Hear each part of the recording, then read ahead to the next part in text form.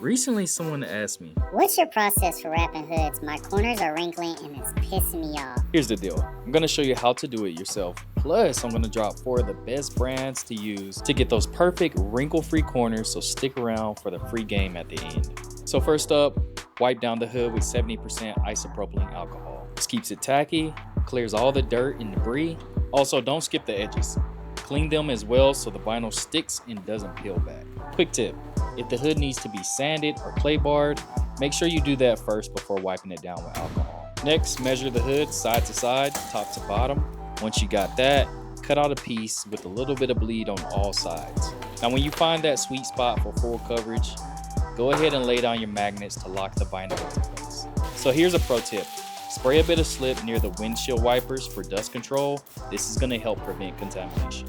Now peel one corner, stick it, and slap a magnet on top of it so it holds steady. Swing to the other side and do the same, but this time pull the backing paper off of the edge completely. From the front of the car, lift the vinyl, grab the backing paper and pull it out. Now personally, I like to use the triangle method on each corner to glass out the hood. Then I start to squeegee back towards my hand. Now this is if you're working with calendar film. If you're working with cast film, you could literally glass the entire hood and then squeegee the whole thing without trapping bubbles. Now remember, when you're squeegeeing, use the 50-50 overlap method. With each pass, you can typically see like a waterline that shows what you've already covered. And what I like to do is have half of my squeegee covering the new area and then the other half going back over the same area that I just squeegeed.